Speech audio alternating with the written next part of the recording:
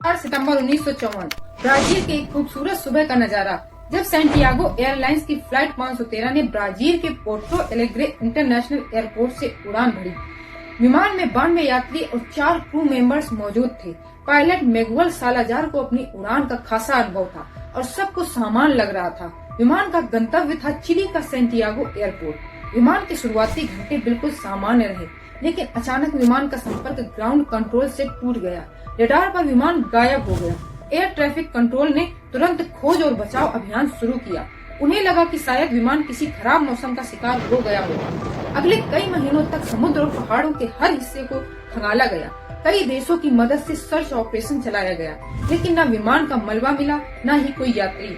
धीरे धीरे इस घटना को एक दुर्घटना मानकर फाइल बंद कर दी गई। सैंटियागो फ्लाइट 513 और उनके सभी 96 लोग इतिहास में गुम हो गए।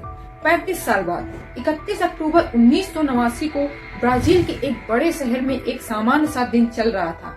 पोर्टो एलेग्रे एयरपोर्ट पर कर्मचारी हमेशा की तरह व्यस्त थे। एयरपोर्ट के कंट्रोल रूम में एक असमान गतिविधि शुरू हुई। एक अज्ञात विमान अचानक रडार पर दिखाई दिया। ये विमान बेहद तेज गति से रनवे की ओर बढ़ रहा था। कर्मचारियों ने तुरंत उस विमान से संपर्क करने की कोशिश की, लेकिन कोई जवाब नहीं मिला। सब हैरान थे, क्योंकि रडार पर दिख रहा विमान बिल्कुल पुराने डिजाइन का था। ये तकनीक अब चलन में नहीं थी। एयर ट्रैफिक कंट्रोल ने तुरंत रनवे को खाली कराया। विमान ने बिना किसी हिचक के स्मूथ लैंडिंग की। जब कर्मचारियों ने विमान के करीब जाकर देखा, तो उनकी आंखें हैरानी से खुली रह गयी। वह विमान कोई और नहीं, बल्कि 35 साल पहले गायब हुई सैंटियागो फ्लाइट 513 थी। कर्मचारियों की हैरानी और बढ़ गई जब उन्होंने देखा कि विमान का बाहरी हिस्सा बिल्कुल नया था, जैसे वह अभी अभी बनाया गया।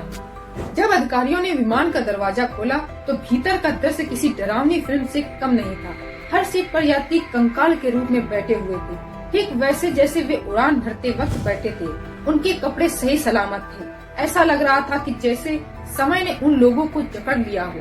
कर्मचारी जब कॉकपिट में पहुँचे, तो उनकी चीख निकल गई। वहाँ पायलट मैगुएल सालाजार का कंकाल पायलट की ड्रेस में पहने, हाथ में कंट्रोल थामे बैठा था। विमान का इंजन अब भी चालू था, लेकिन अंदर सब कुछ खामोश था। इस घटना ने तुरंत पूरे ब्राजील में हलचल मचा दी। मीडिया ने इसे कवर किया। वैज्ञानिक, पुलिस और यहाँ तक कि सरकार भी इस घटना को समझने की कोशिश कर रही थी। कई थ्योरीज सामने आई।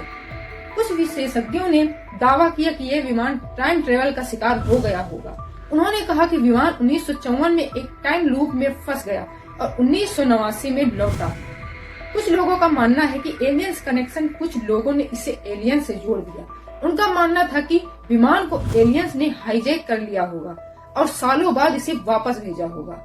यह भी कहा गया कि सरकार इस घटना को दबाने की कोशिश कर रही है और यह सब एक बड़ा प्रयोग है। लेकिन कहानी यहीं खत्म नहीं होती।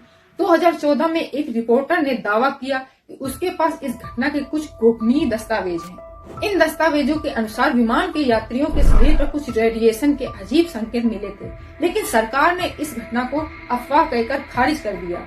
आज तक कोई यह नहीं जान पाया कि सैंटियागो फ्लाइट 513 के साथ वास्तव में क्या हुआ।